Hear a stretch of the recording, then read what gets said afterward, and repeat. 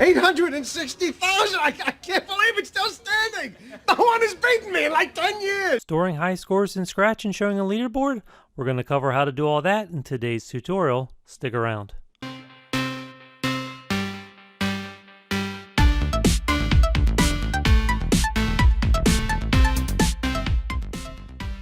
Hello fellow programmers, welcome to another MIT Scratch tutorial. In this tutorial I'm going to show you how you can store a list of high scores in Scratch and how you can use that list to display a leaderboard or a high score screen at the end of gameplay. If you've ever played any classic arcade style games or retro style games, you probably know that the high scoreboard is a pretty big deal, and it's something that just makes a lot of games more fun. Having that high score screen to go after gives us something to strive for, it keeps players playing longer, and it just becomes a fun element of gameplay. But how do we program a high score list in Scratch and show it at the end of the game to all players? We're going to be tackling that in this tutorial. Okay, let's dive in and see what we can figure out. Now, whenever you tackle a problem like this in programming, it's a good idea to do a little thinking and brainstorming before you ever start any coding. Now, I'm not talking about spending lots of time. I'm talking about just doing a few basic things like defining the problem, breaking that problem down into steps, and thinking about the logical flow needed to solve the problem. In other words, thinking like a programmer. So let's define exactly what we want our program to be able to do, and then let's spend a little bit of time just thinking about the steps involved. So, our problem. We want to keep track of player high scores and then display the top high scores to players at the end of the game. Okay, that's our problem, but if we really think about that and break it down even farther, then we can start to think about the different steps that are part of this, and it'll probably lead to a few questions we may need to answer. So let's dig a little deeper and let's think about these steps in the logical workflow. Okay, so the steps. To be able to keep track of high scores, we just need to keep track of scores for any player in any given game. So we need to track player's score with some sort of variable. We'll call that step 1. So step 1 is keeping track of the individual score. Then step 2, we need to compare that score to a list of high scores. So we need to be able to keep track of the scores from across games. Maybe not all the scores, but the high scores at least. So we want to think about how we're going to keep track of the high scores, and maybe how many high scores do we want to keep track of. We probably don't need to keep track of all scores, but maybe like 10 scores, the 10 top high scores. So we want to think about how we're going to keep track of that, and then when we figure that out at the end of the game, how are we going to compare the player score to that high score list, and then how are we going to update that list if the player score happens to be high enough to make it into that list. Okay, that's probably enough basic brainstorming to get started. Now, how much time you spend on this initial brainstorming stage when you're coding a program or a game really depends on the project, and it's entirely up to you. But I do find that spending at least a little time thinking about the problem and thinking about those logical steps usually proves to be beneficial. Then whenever you feel like you've got a good handle on the problem and you're ready to come at it programmatically, then go ahead and dive in. Okay, I have an MIT Scratch project here on screen, and I've gone ahead and set up some basic game mechanics to save us some time. So if I hit my green flag here to launch the game, you'll see I can use the arrow keys to move around. I can shoot these meteors that are falling, and every time I do, I have this score variable in the center of the screen, this score display, which is updating. I'm getting 10 points every time I shoot the meteor. So it is, of course, this score that we're concerned about, because in this tutorial, we want to see how do we take this score, and then how do we manage and display a high score list. So let's just stop this for a minute. Let's jump over to our code, and let's get into this. So if I click over to my backdrop here, we'll see that I do have a score variable. So we need to set up a score variable because we need to keep track of the player score in each game. And as I initialize this variable, when I first bring it in, when the green flag is clicked and the game starts, we're going to set that to 0 because you want to start to 0, start that as 0. And then every time I have in this game where a meteor gets hit, so over here on the meteor, I have if touching bullet, and I broadcast update score. And if I come back here, we can see every time I update score, I'm changing the score by 10. So we have the score system in place. We're tracking that score. That score is going to track throughout the game. That's awesome because at the end of the game, we're going to have our player score. And then, of course, the next step is we need to check that player score against a list of high scores. So what are we going to do about that? But before I get into that, you're probably familiar with variables in Scratch. If you have a variable, you can show it on screen, by clicking this little button here. When you're down under variables, any of the ones you can turn on, and you can move it around, and if you leave it checked, then when you start your game, it's going to display wherever you have it. But stylistically, this doesn't give you a lot of choices, and so if I go ahead and I launch this game right now, you'll see that I do have that on screen. It's going to show there, but you'll also know that I am now showing it in the center of the screen with this score display here. Now, in this particular tutorial, I'm not going to get into how I did this, but if you're interested in that, I'm going to link a tutorial up in the right and down in the description, because I do have another tutorial where I talk about how you create a score display like this, but in this tutorial, we'll focus on the high scoreboard. So we have this score variable. We're using that to track the player's score throughout the game, but then we need a way to track all the high scores. Now, with this score variable, we're tracking one thing, the player's score. But for the high score list, we need to track multiple things. So a simple variable is not going to work. We're going to have to use a list. In other programming languages, you might hear this called an array, but basically it's a way to store a list of items, and we're going to use that to store our list of scores. So if you're under this code block here in Scratch, you'll have this variables option, and when you turn that on, you're going to see your variable options up here, but then below that, you're also going to see this make a list button. So we'll choose make a list, and it says this list will be available to all sprites. It says that because we're on the stage. If you're on a particular sprite, you can make a sort of a local list that's just that sprite can access. But for this purposes of this, it's fine having this as a global list. And so we're going to go ahead and we're going to call this high scores. So this is going to be where we store our high scores. Now I'm going to go ahead and create a couple other lists now too, because I'm storing high scores, but then I also want to store the names associated with those scores.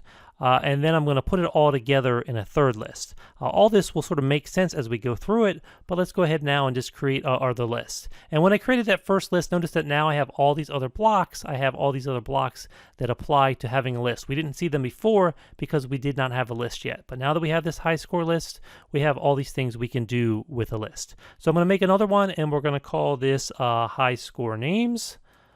High score names, and I'll go ahead and click OK, and I'm going to do one more, and I'm going to call this one high score display, and then go ahead and click OK. So now we have three lists, and we're going to use this to build that high score list, and all of it's going to make a little bit more sense as we go through it. So let's continue on now. Okay, so we have these three lists now, and just like with variables, you can turn them on and off in your display over here with this little checkbox here. So I'm going to turn them all off except for high scores. Now when you're looking at your code like this, obviously we're going to want the score to be populated by the player score, and then the high scores populate the highest scores that our players have had. But you can actually come in here when you're testing, and you can put things directly in here. So if I go in here and I go ahead and click plus to add an item, I can go ahead and add something. So let's just pretend like we had a score of 100. I'm going to do that. And then if I hit plus again, I'm going to add another score, and we'll call this one 150. Now, I do this because there's something important whenever you get into sort of relational databases. Basically what you're doing is you're storing data here, data entries. But you'll notice that for each score, you have this number to the left. This is basically an index. And in databases, you use like indexes to relate fields across tables. So just to make this more apparent, let me just go ahead and add a high score names. So let's just say that our player, let's just say we had Bob, and let's just say we had Jill, just for example here. So you notice that the index for Bob is 1, and then here's 1 in the score.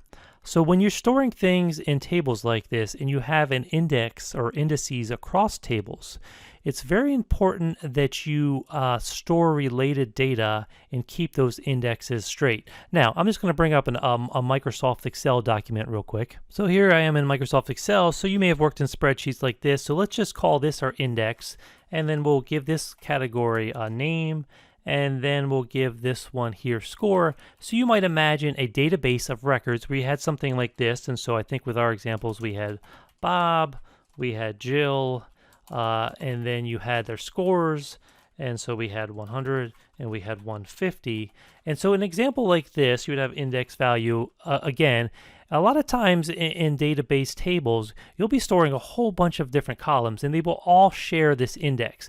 Now there's not an easy way in MIT Scratch to have multiple data points like this, multiple parameters associated with the same index in one table like this. You sort of have to separate it out.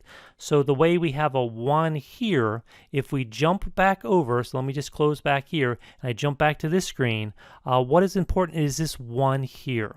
We're going to have to make sure that we keep these index values straight. Since we're going to be storing scores and names in different tables, we can't get these mixed up. And the one thing that it does that's a little weird here, if I come in here and I delete Bob, for example, then suddenly the index of Jill changes from 2 to 1. So it is something that you have to be aware of, but it's going to work out just fine as long as we're careful with our workflow. So in other words, when we delete something or remove something, we're going to have to make sure that we're doing it in a smart way so we don't mix up these index values, because this index is key because it basically is the key to what information is there and how it is related to the information in another table. We're using multiple tables to store related information, so we have to make sure that they appear in the same order in the list so that they're going to have that same index. Okay, so hopefully that's not confusing. I just wanted to point that out because we're going to be using multiple lists here to keep track of this data. Okay, let's continue on. So to manage lists of data like this in MIT Scratch, it's not hard, but you do have to understand what blocks you have here, what coding blocks, and how you use those to insert, delete, move things around these lists here. So if I just drag out this block, for example, I can test this block by just clicking on it. So add thing to high score display. Let's add something to high scores. Actually, let's add a name since we've lost a name over here. Let's go ahead and add that name back, and we've lost that Bob name. So if we do add Bob to high score names, and I go ahead and click on that, you'll see that now Bob was added to this list here. So you can use add this thing here to add to a list.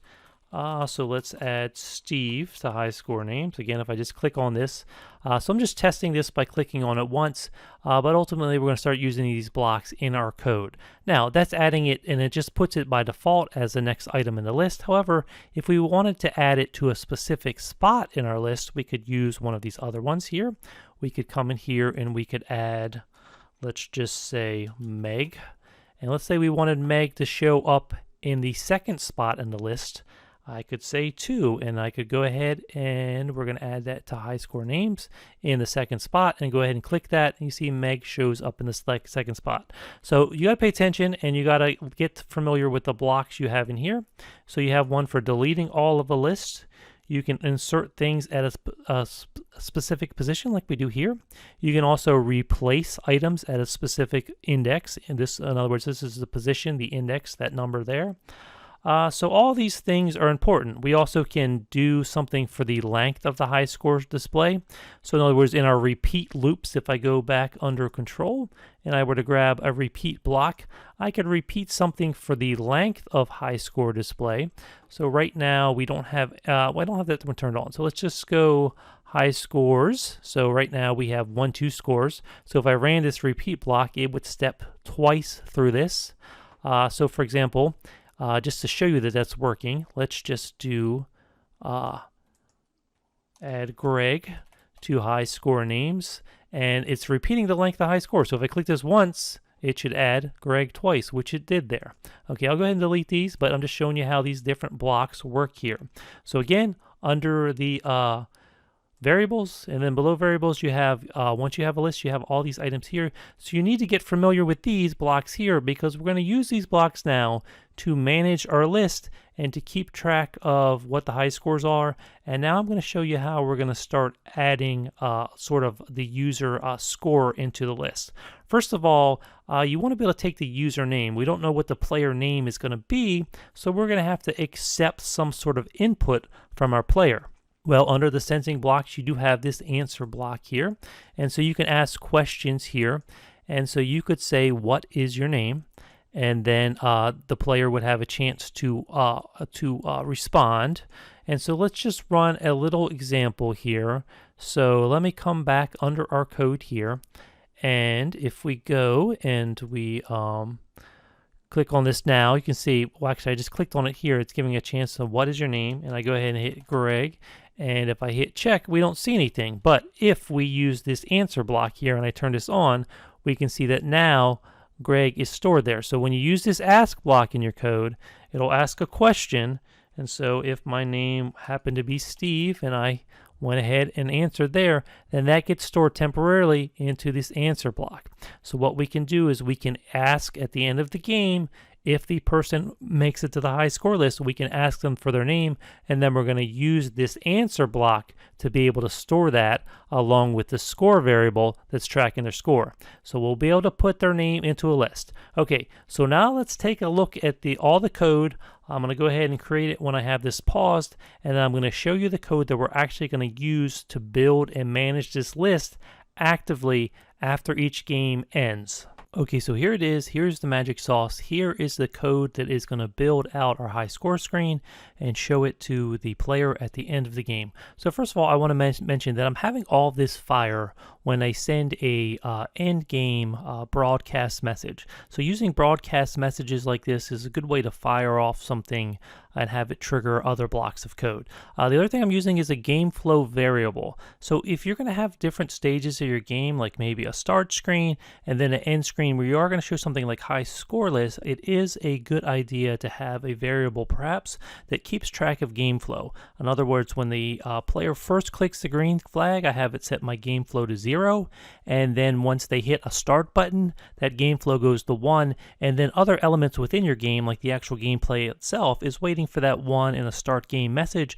and then it all fires off. And then whenever the game meets the end conditions, suddenly that game flow becomes 2, and an end game broadcast message is sent, and that's what fires off this whole building of the high score. So that's just sort of an aside before we get into all this code, but it is a good idea to think about game flow like that, because a lot of time you're going to have some things on screen that you may want to hide or show based on where you are in that stage of your game.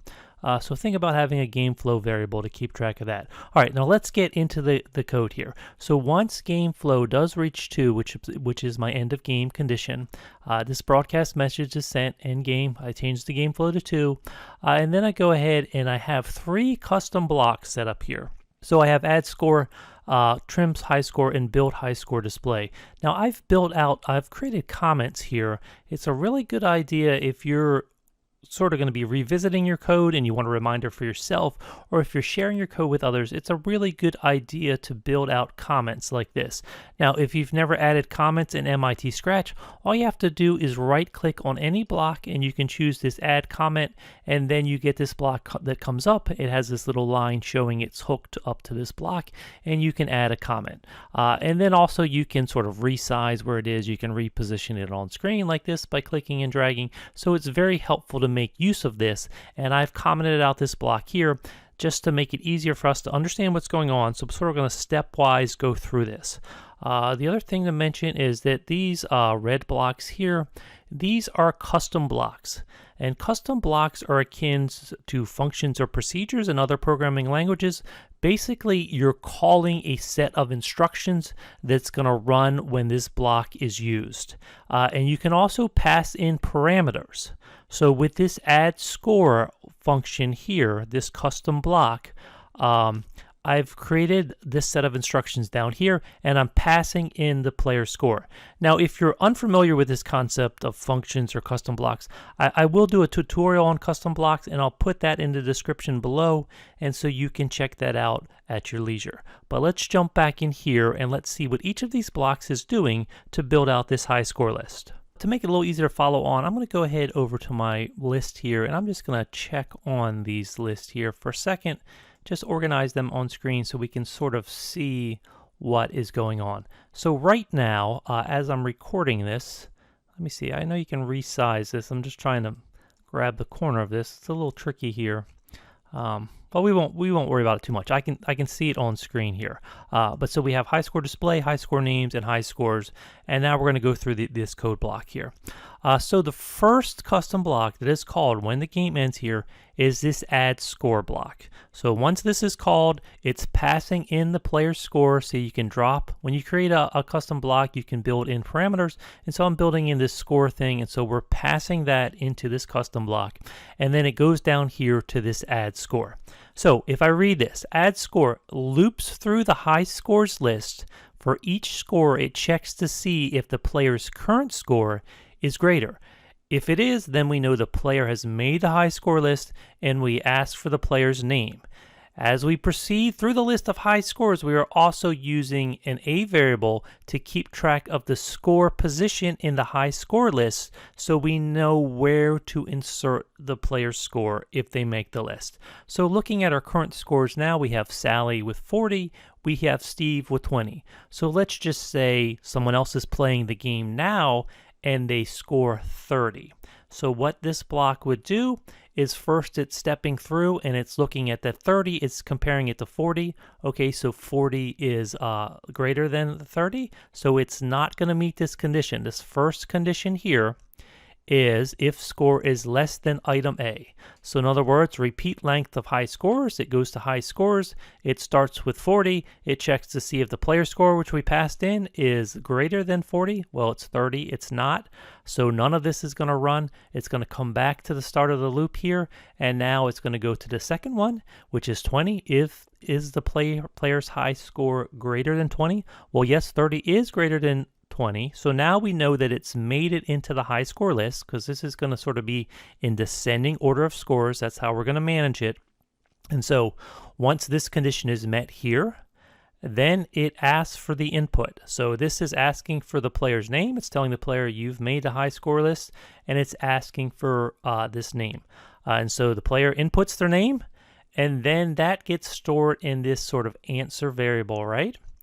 So this answer block is a block you have in MIT Scratch. If you go under sensing, you can ask questions. And whenever you ask a question, you get an input, it goes to this answer block. And so once we have that, then it's taking that answer block and it's inserting into high score names at position A, which is the current position of the list. And then it's also inserting the score into high scores. And then it'll stop this script, because once we found a position in the list and once we've done the inserts, then we're done, so we can stop this script. However, if it doesn't find a condition where score is greater than high scores, it's going to keep proceeding through. And so if I did have a list of 10 scores and it goes all the way through and it's never greater than a score on the list, then you know that player has not made the high score list. But after we repeat and we loop through these commands here, at the end of this, we do have a check. And we'll also note that each time through the list, we're iterating this A variable by 1. So that means the first time through, we're at position 1, but then the second time through, we're going to position 2, because then we're checking Steve's score. So each time through, you have to iterate that by 1. But you're doing this the whole length of the list, and at the very beginning, when you start to build out a high score list like that, like I am right now, I only have 2 scores. So even if I'm not greater than these scores, because there are only 2 scores, I still want to add the player's name to the list. So let's say I had scored 10, it would go through. Is 10 greater than 40? No. Is 10 greater than 20? No.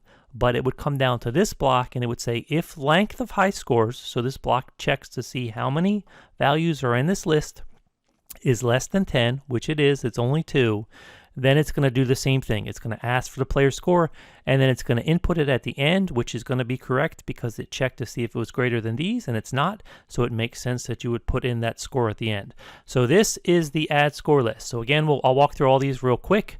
So again, let's just use these here. So again, this is looping through, it's checking all the scores against the current score.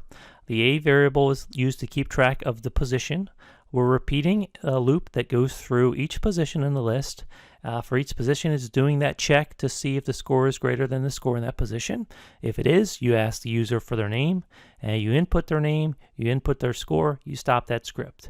At the end of each time through the loop, you're iterating by 1, you're changing that position, so you go to the next score in the list when you check the score again against that next score. And of course, if you get through the entire list, then it still runs a check to make sure the list is less than 10. If it is less than 10, it knows that it still wants to add your score at the end of the list. So that is this add score block. So after this add score block runs, then we have a trim high score block.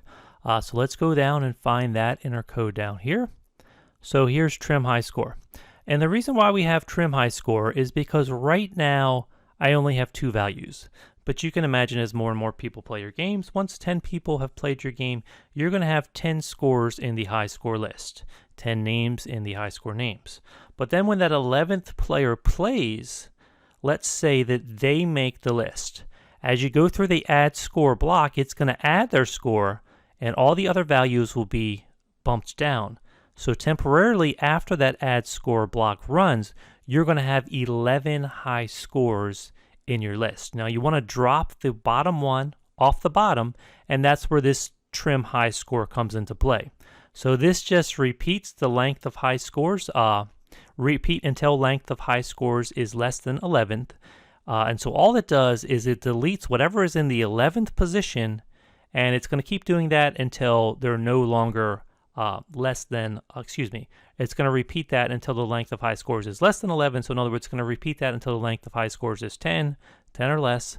And so as soon as you get to 10, it'll stop and it won't delete anymore. But this makes sure that whatever's in that 11th position is going to be edited from the list. It's going to be deleted from the list. So you're going to be dropping the low score. So that's where that trim high score comes into play. Now the last thing is just showing on screen the high score after we've done the add high score and the trim high score. And what I'm doing now is just showing this high score display. Now in a minute I'll show you an alternative, more complicated way of doing this. But a simple way would just be to have this table show on screen, this high score display. And all this high score display is doing, since I have to store my names and high scores separately, you could store them together, but then it would be a little bit more complicated in terms of your coding because you'd have to use some join blocks, and it just gets a little messy. I think it's a little cleaner to keep them in separate tables like this and not have to separate them out based on characters or other things. So we're going to keep them separate, but then we're going to use this build high score display to just combine them very quickly in one table, and then this table, which shows the player's name and the player's score in descending order, is what we're going to actually show on screen. And we use that using the build high score display. And then we right here show high score display after we've built it.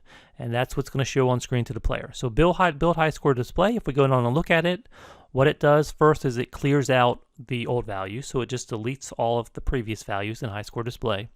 And then again, we're using this A variable just to control the position within the list, and we're just looping through the high scores. And as we loop through the high scores, we're just grabbing whatever's at that first position from names, and we're combining that with whatever is in the first position of scores, and then we're adding that to high score display. And then at the end of the loop, we're just adding by 1 so that we go to the next position. And so this just very quickly takes these two tables and combines them into this one table. And then we're using this block here to show them on screen. So that's really it. It's not that complicated. It just takes a little logical thinking. But now let's just work through a couple examples just so that I can show you that this does work, that this code is working. So I'll turn this game flow variable off. We don't need to see that on screen. But these tables here, they're going to disappear when the game starts because I have it in my code, so they automatically will be hidden when the game starts. But I have my very simple game mechanics, so let's just step through.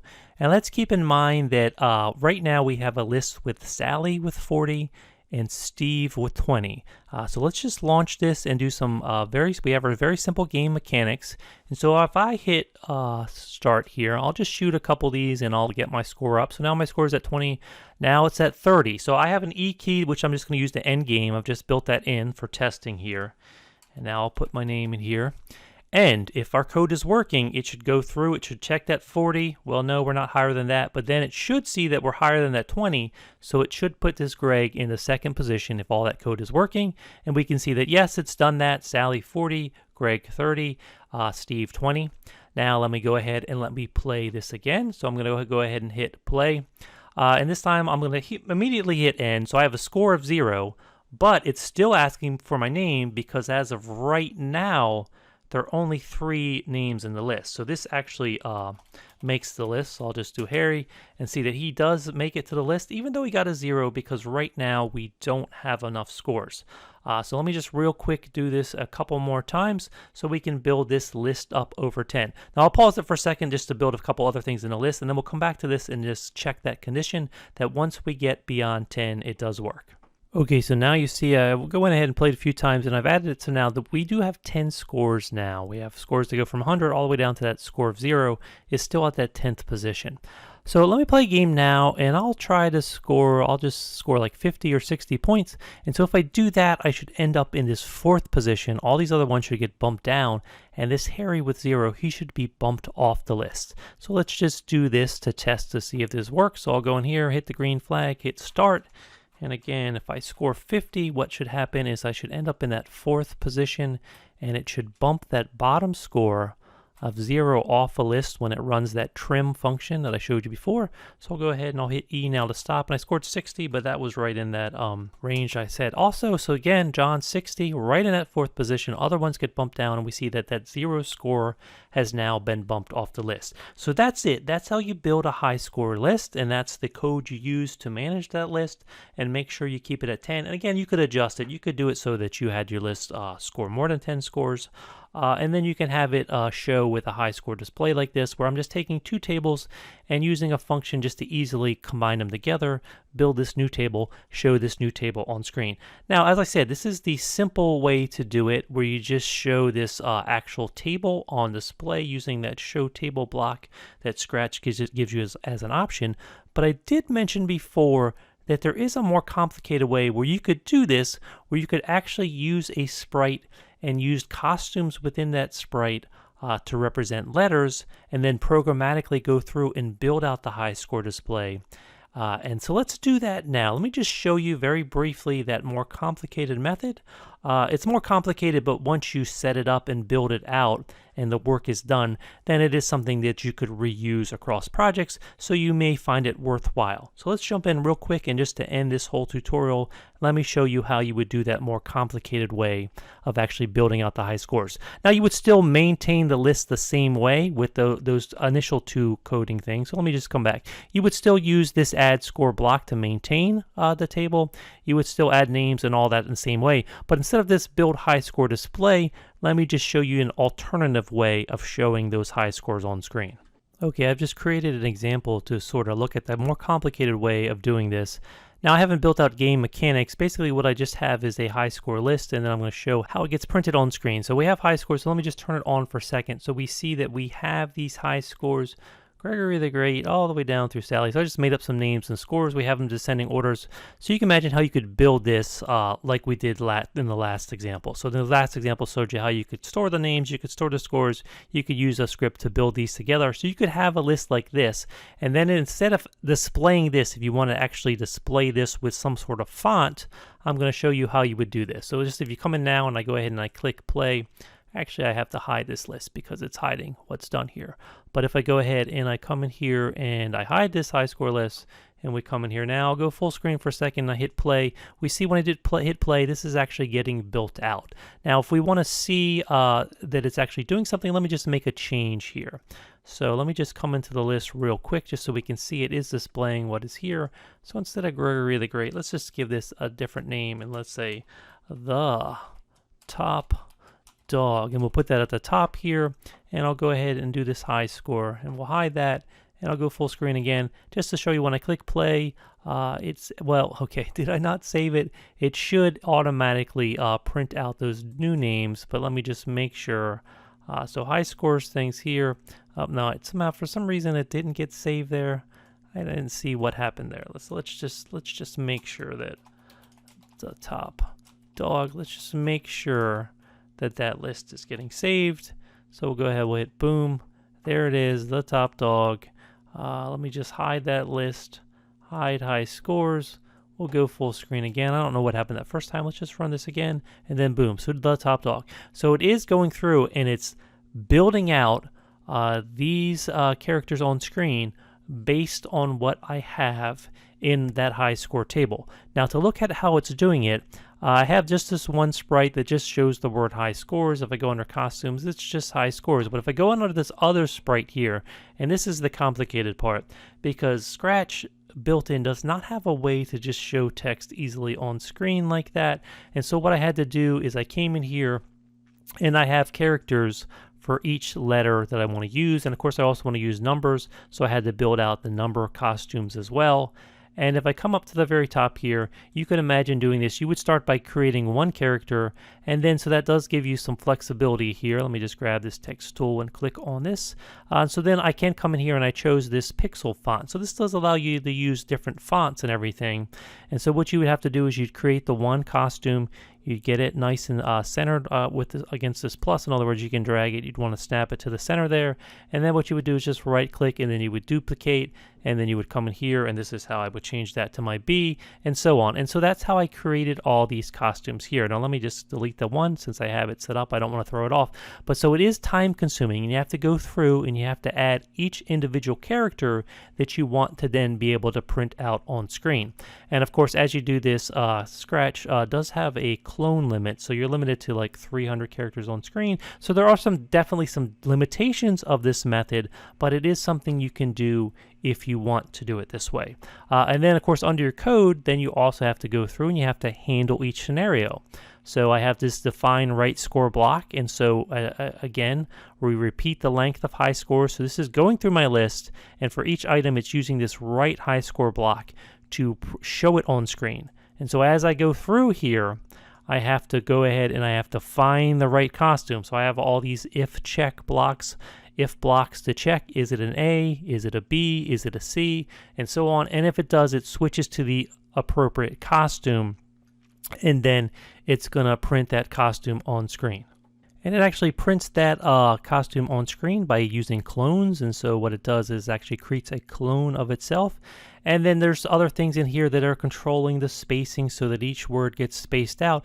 And then some of the letters, you'll notice that like certain letters, based on the kerning, the space between letters, certain letters are closer than they should be. So you can come in here and you can apply individual letters. So you can see here for if current letter equals 4, so the number 4, actually here if it equals 3, then you can adjust letter spacing. And so there are some complicated elements to this because you have to check all these scenarios, you have to have all the costumes, and then sometimes you still have to adjust letter spacing for certain characters because certain characters are going to look too far apart. So this is not the easy way to do it. The easy way to do it is that first way to do it, but there are always multiple ways to solve problems. So if you want to have a retro custom display that looks like this, it can be done. You just got to do a little bit more work. All right, so that's going to wrap up this tutorial. I hope you learned something. If you did, please hit like and subscribe below. Let me know how you handle high scores in your games. Let me know if this is helpful, and please check back to this channel for more Scratch and programming tutorials. I'll see you then.